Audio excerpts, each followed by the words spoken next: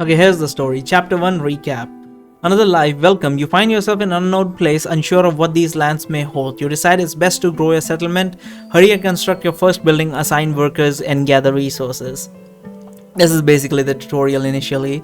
Looking ahead, great work, you've proved the means to survive, but your settlement is still weak. First of all, you have to expand further, build a few houses, and shelter more inhabitants. Raise your population to 9.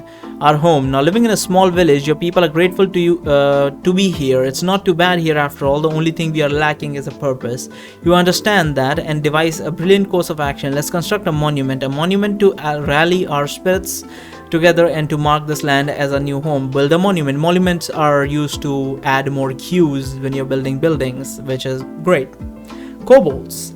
You have made contact with a group of kobolds. The emissary from the kobold approaches. Nice obelisk. We wish you all the best for your new settlement. Before leaving, however, the kobolds start explaining. As it is customary for newcomers, the kobolds will need 30% of your food production, and we may come back to borrow some resources. So collect 60 bricks and boards. So these guys are collecting some ransom, protection money and stuff like that from themselves. Kobold heist. The kobolds return at night. They steal 60 bricks and boards from your storage and leave swiftly. Being asleep, you only notice their dancing silhouettes disappearing on the horizon, and once you are awoken, the villagers are disappointed. You will need some protection. Build a barracks and start training an army. Ready to roll out. You train 6 archers and 2 wolves. Wolves is a type of troop that you initially use. Your first army recruit stands before you. You can now confront the kobold tribe, but beware, they still vastly outnumber you. You need to train more troops to succeed. Defeat the kobold kingdom. You have defeated the kobolds. Your people are relieved and happy to celebrate. Tales of the Kobold Prince. This is like a diary you find in the Kobold Prince's lair. The victory assured and surrounded by royal forces, the pavilion of the Kobold Prince himself remains the only display of the enemy banner on the field. In a moment of courtesy, you decide to let it stand for the night. Facing the inevitable, the Kobold Prince spends his last night reconciling his life. Even in this moment of despair, rest assured, he would not dare to complain about a single moment of his journey. His life has always been easy, too easy. In truth, the Kobold Prince never quite understood why it was him who became prince. The humble leader hadn't been born a royal. Coming from an ordinary working family, the soon-to-be prince was already baffled by his gift in his youth. Somehow his sheer presence would comfort people and bring people... and because people liked that, he quickly found himself around more and more increasingly influential folk. He met the king through a royal engineering contract. By the way, I have not read these.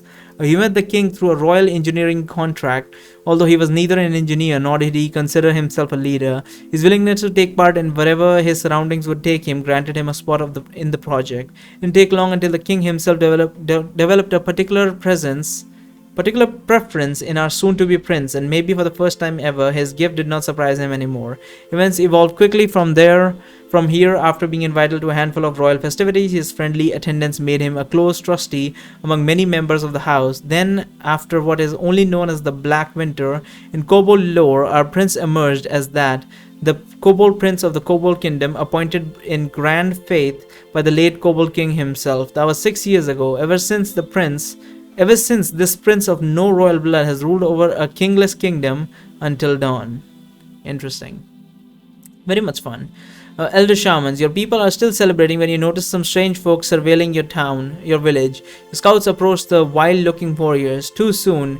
You have awakened us too soon. Today a great imbalance has been caused by your actions. The shamans speak in dread. You decide it's probably best to attack the shamans before they cause any trouble. Yeah, this was basically no need for us to attack them, but we just kinda do. Defeat the elder shaman. Some of the shamans decide to join you. Yeah, some of the shaman actually like, okay, don't kill us and we'll join you, help you out with some stuff.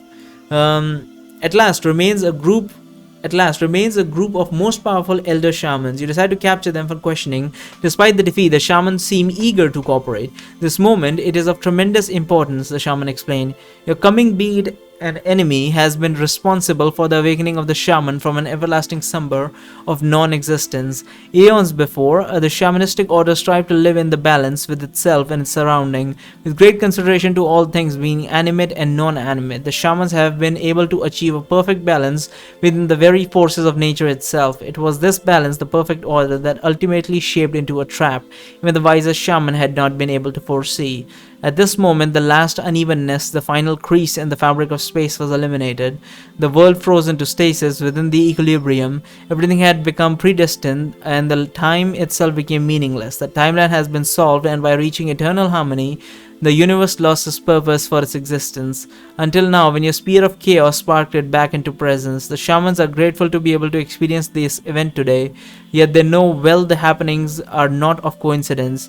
The shaman offered to join your forces. Some of your people think they seem a bit dizzy in their head, but probably could prove themselves useful. You offer them a spot and return home in victory. Okay. Some of the shamans decide to join you. Soul wells. Your shamans have started working on soul converters. Oh, I did not even show you this, did I? Oh, fuck's sake, I forgot to show you this. If you go into the world and in the honor tab, you can upgrade a bunch of shit. You can upgrade your army, you can upgrade your fleet, you can upgrade your economy, which is definitely something I would recommend you do first of all. When you get like, as you can see, increases production of machine, right? So you upgrade this to 200. Basically, it takes mercury, obviously. You get mercury from here. You use mercury to upgrade this. It's like it takes 10 mercury jars for like 1 point of upgrade. So you can possibly imagine, considering how many 200s there are, how long it took for me to do all this with just 3 soul wells. And these ones take like 125 or 25 per pop or some shit like that. It's like insanity. But if you do this, basically if you had 20 crystals, or like 20 machines, so even if your machinery is not working actively, you're still producing them without even having one person working on them. So you can have them full without actually having anyone working for them, which is brilliant, which have saved my ass multiple times, honestly. Anyway, back to the shit. Where were we? We got pushed forward. Soul wells, right? Shaman have started working on the soul converter. Souls are captured and stored from fallen enemies. Shamanistic workers use these souls to infuse a rare kind of liquid, prompting it to grow uniformly into prepared molds. You can then harvest the fully grown substance. Its elastic and energy-rich properties allow for easy conversion into food, wood, stone, and other resources. All painless, and recycling is good for the environment anyway. Your shamans assure you. Build a soul well. Dangerous. Let's get to work. This is dangerous land because I unlocked a new piece of land. Initially, you only have 1 land. I have 7, but you initially have 1, and you slowly unlock them. Anyway, let's get to work. Go out and hunt a few wild monsters to fill up a soul well. Collects 500 souls. I don't think you actually unlock, I don't remember when you unlock, but you eventually unlock new lands. Trolls. A letter from the troll master arrives. Hello, we are the mighty troll tribe. We have the news that you have started to collect souls. Great. Also, we have realized that you currently have no lord. Fortunately, we can help. We will begin sending tribute collectors soon. Thank you dearly. The peace has been restored. Basically, you defeat them as well. Tales of the Troll Master. Cornered by your forces, the Troll Master stands alone. You decide to listen to his last words. Are you mad? You must be so mad right now, the Troll Master shouts. His reasoning puzzles you for a moment when the Troll Master interrupts. You didn't really win. We were just pretending to be weak. The Troll Master starts jumping on one leg. He jumps 3 times before switching to the other leg and repeating the process for a while. One leg strut, you'll see. The troll proclaims, can't believe how mad you are right now. Your forces decide it's best to end this one early. They clear the rest of the field and return victory. I think he just went mad or something because he didn't believe he could lose or whatever. Time's up. Good. Very good so far. We must hurry. Your shamans frantically interrupt. If we want to succeed in the times ahead, we must obtain help from the ancients. The library of the Ogre Kingdom hold the secret to summoning a hero unit. We foresee grave times ahead and urge you to seize them now. Defeat the Ogre Kingdom. In the historic moment, we defeat the Ogre Master, now we defeat the Ogre Kingdom. In the historic moment the Ogre Kingdom falls, you plunder the libraries, acquire the knowledge of hero units. With the end inside, the ogre unit steps before his dwindling forces. He shouts, "So be it," and throws himself into your archer line. So be it, you wonder. You do not expect the ogre king to give up so easily. Nevertheless, you are happy to take it, and blessed with victory, your people celebrate. The ogre king for a long time had been waiting for someone, though for what he did not know. His end in sight, and despair he felt relieved. This year marks the 4th decade of the Ogre King. Ogre King has ruled over his kingdom. Prosperous and humble, the Ogre Kingdom stood as one of the most stable kingdoms in the land. So stable, the king became rather fatigued by his monotonous duties. He was longing for some change in his personal life, but he understood well that his life and the fate of his kingdom were intertwined. Any unnecessary divergence must be avoided for the common good. The only thing he could do is wait. Wait for something to happen, something he dreamt about, the returns of the dragons. No, the king convinced himself against this idea. He had ruled this land for a long period after all. Today, as your forces march over the horizon, the king retreats in apathy.